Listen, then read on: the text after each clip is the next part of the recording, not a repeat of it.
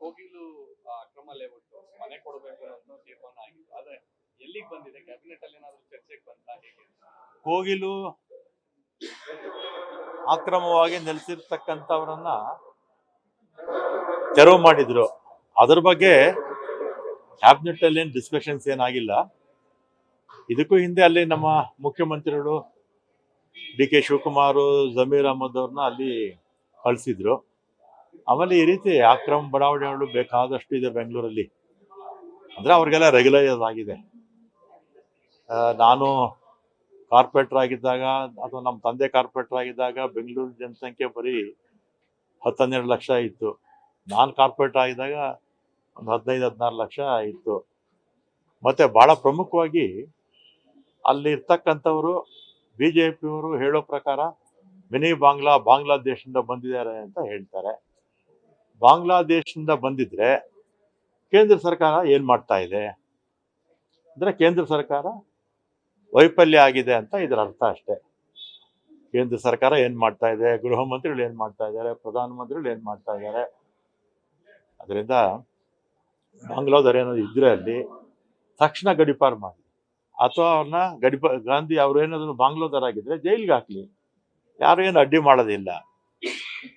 ಇದನ್ನ ಬಿಜೆಪಿ ಅವರು ರಾಜಕಾರಣವಾಗಿ ಉಪಯೋಗಿಸ್ತಾರೆ. ಅವ್ರು ಏನಂದ್ರೆ ಅಲ್ಲಿದ್ದವ್ರು ಬಹುತೇಕ ಹೆಚ್ಚು ಮುಸ್ಲಿಂ ಸಮುದಾಯದವರು ಅಂತ ಅವರು ವಿರೋಧ ಮಾಡ್ತಾ ಇದ್ದಾರೆ ಅಷ್ಟೇ.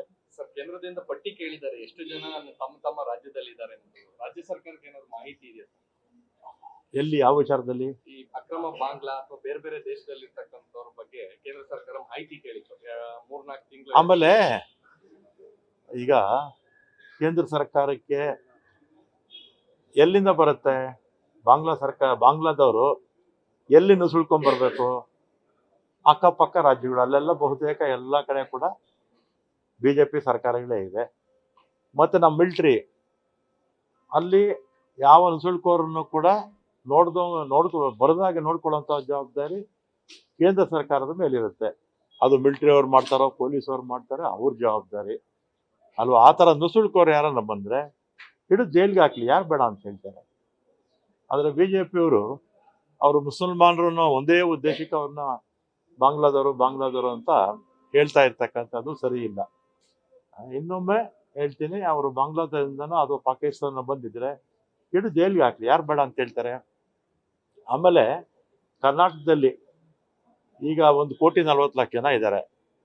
ಬೇರೆ ಬೇರೆ ರಾಜ್ಯಗಳಿಂದ, ದೇಶದ ಎಲ್ಲಾ ಭಾಗದಿಂದನೂ ಕೂಡ ಬಂದು ಕರ್ನಾಟಕದಲ್ಲಿ ನೆಲೆಸಿದ್ದಾರೆ.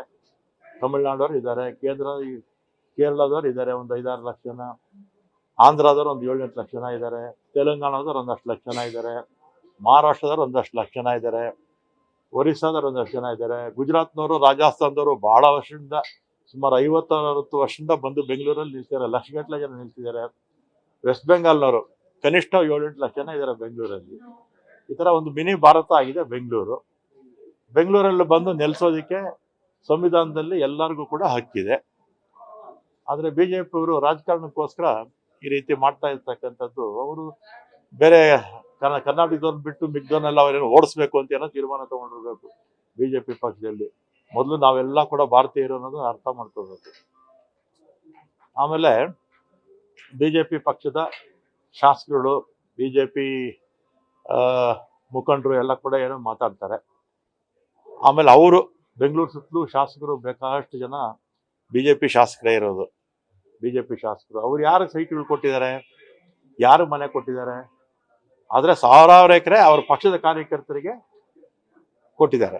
ಸಾವಿರಾರು ಎಕರೆ ಕೊಟ್ಟಿದ್ದಾರೆ, 1-2 ಎಕರೆ ಇಲ್ಲ, ಸಾವಿರಾರು ಎಕರೆ ಜಮೀನನ್ನ ಬೆಂಗಳೂರು ಸುತ್ತಲೂ ಇರ್ತಕ್ಕಂಥ ಬಿಜೆಪಿ ಶಾಸಕರು ಅವರ ಪಕ್ಷದ ಕಾರ್ಯಕರ್ತರುಗಳಿಗೆ ಲ್ಯಾಂಡ್ ಗ್ರ್ಯಾಂಟ್ ಕಮಿಟಿ ಮುಖಾಂತರ ಕೊಟ್ಟಿದ್ದಾರೆ.